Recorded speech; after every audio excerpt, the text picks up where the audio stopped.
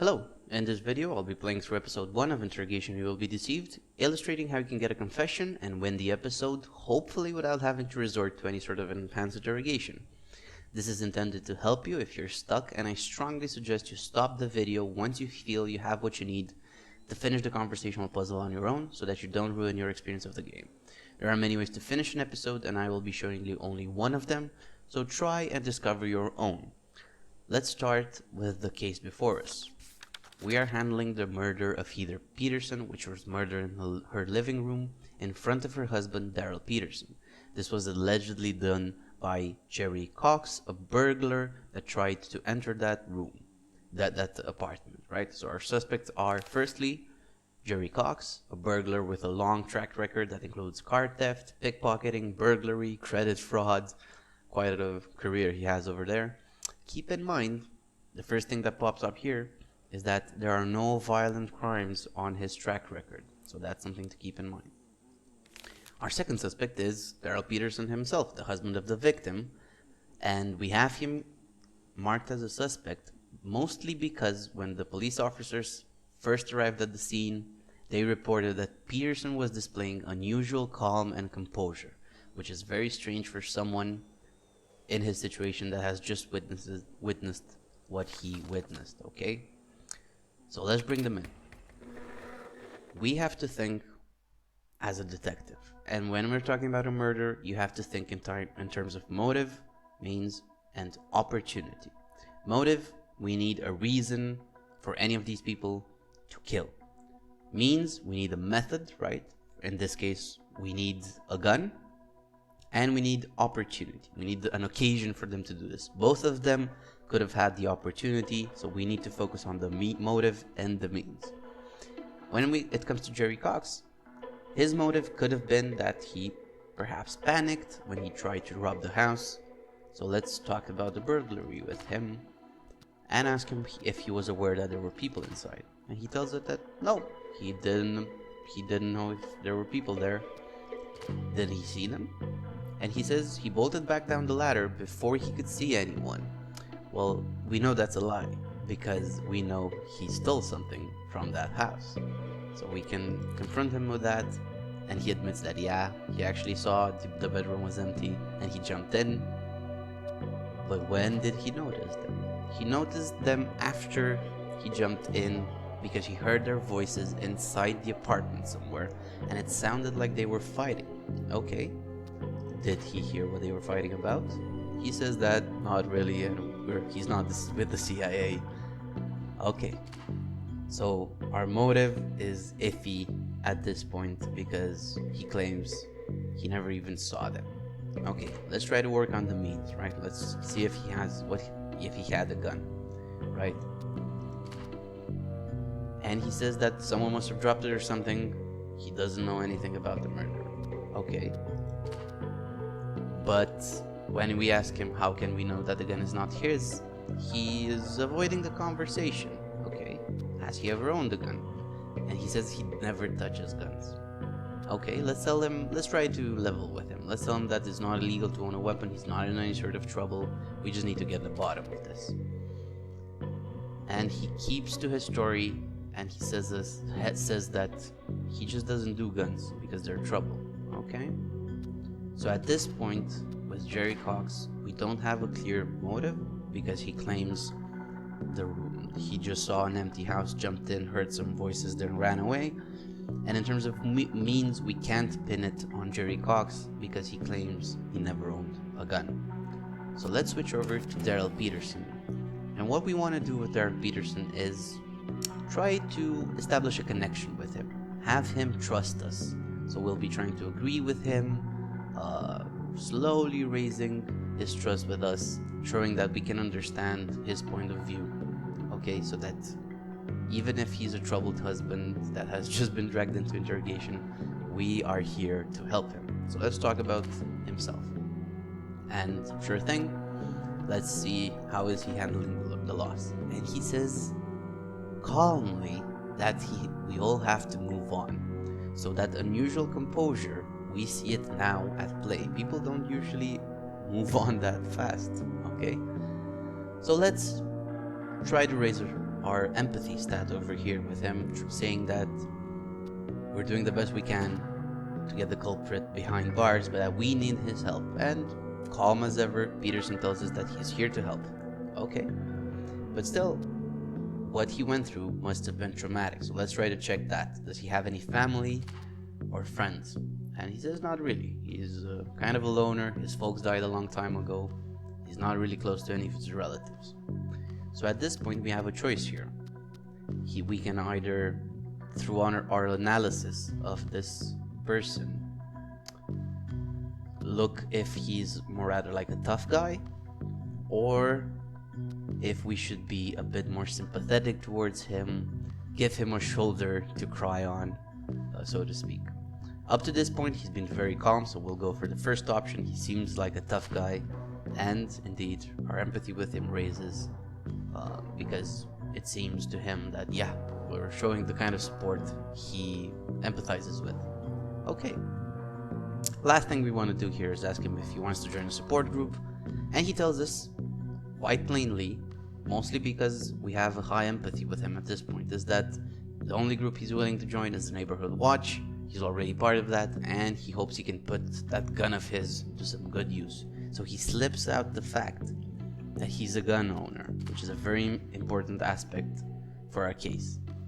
He also seems to have some very strong convictions when it comes to justice, so sure enough, we have this option here to ask him about it. And he tells us that, yeah, he believes the world in which we live in needs a bit of a change. Okay. Let's keep agreeing with him, tell him that we're gonna put that killer behind bars. He can trust us. Again, our empathy rises, so we're certainly on a right path here. Okay, so up to this point, Peterson owns a gun, is strangely calm, is part of a Neighborhood Watch, and he just can't wait to put that gun of his to good use. So we need to establish if he is the sort of person that would be able, psychologically and emotionally, to shoot someone. Last thing we want to do here is I'll ask him if he took some leave from work to deal with this, just to see how truly calm he is. And he says, you know what, there's no need for that, because he was fired. Why was he fired? He blames it on the big corporations hiring cheap labor, a soulless lot, the lot of them. Okay, so that means his wife must have been the primary earner, and then he admits to us, a bit frustrated, that yes, that's the case, and she was quite proud of it, and that she rubbed it in his face with each opportunity she had. So there's some resentment there from Peterson towards his wife. This might be hinting at a possible motive, right? Negative emotions between the two. Okay, let's go back here, and we have two new options of conversation. We can talk about the gun he owns, although he's not a registered gun owner, and we can talk about his relationship with his wife. So let's go with the first one. Let's talk about his gun. And he says, you know what, I don't need to register. The law says I don't have to register. Again, let's not push him on this. Say, just ask him, why didn't he try to use his gun in self-defense? Because we're trying to see if he would be able to shoot someone. He's saying that he was even waiting for an opportunity to test his aim on filth like that, like Cox. Interesting. Let's push him a bit more, and says that yes, he was actually prepared for this, because when justice isn't done by the system, you have to be prepared, right? Let's keep agreeing keep to our strategy, keep agreeing with him, raise his trust, raise his empathy. We'll tell him that we understand his concerns, but most people wouldn't have the stomach to shoot. Would he have been able to do so? Sure enough, he says that yes, so he's the sort of person willing to shoot, to kill. Also, he claims. And we can see we have another option here, discussing about his harsh views. Before we go into that, let's establish his relationship with his wife, right? So let's talk about his wife. He says that yes, they argued a lot. She was relentless about him getting fired. She mostly blamed him. And he says that women like her always think they know everything, so a lot of frustration there, right? We know that Jerry told us that they were fighting the night the burglary happened, so we can confront him on that. And he says that, yeah, that actually they were fighting, and that it was a common thing for them. Okay, we've been slowly raising his trust with us, so let's see if he's willing to open up and talk about his frustration. And sure enough, he says that yes, it was frustrating, and at a certain point he just had enough. He's been with her for 7 years, and he expected some respect, some consideration. Okay, so at this point we can ask him if he actually hated her, and he says yes, he actually hated his wife. He's not happy that she died, but he feels some sort of relief. Okay, so we have a motive established. He hated his wife. We have a means established. He owns a gun. And the last thing we need to see is to pin down on the recorder here that he's really the sort of person to shoot people, right? So let's talk about his harsh views. And he proudly says that yes, he's the sort of guy to do vigilante justice. Let's press him on that. And because we've been agreeing with him up to this point, he thinks that we also are for harsh justice, right? So he tells us that honest people like you and me need to take action. All the filth will drown us all. Okay, let's play him here. Let's play the game with him. Keep pretending like we agree, right? Just two people won't change much. And he says that there are many others out there, and that they find each other online. Like-minded people willing to take up the responsibility and do the right thing. Okay, that's strange. Is he chatting with the sort of extremist people online? Let's ask some more about that.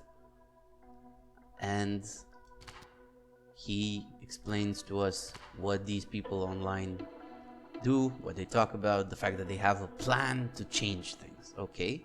And that they talk in secret chat rooms that he doesn't have access to. Let's see why. He says that you need to show some commitment beforehand. Okay. Who has access then? And he only gives us the name of HornBunny49, his mentor, so it's clear that Daryl Peterson wasn't in the close circle of this extremist group that he's been talking with online. Let's ask him a bit more, and he gives us the name of this group, Liberation Front. Okay, so at this point, we know that Daryl Peterson hated his wife, owned a gun, is the sort of people to talk online in strange, shady chat rooms about vigilante justice and that sort of thing. He had the opportunity to do so because you could have used the burglary of Jerry Cox as a cover-up for the murder and try to pin it on the burglar. So let's resurrect question and confront him. Let's tell him that we know you hated her, we know you argued, and we know about your extreme views. And there's that. We have Daryl Peterson confessing. Thank you very much for watching, and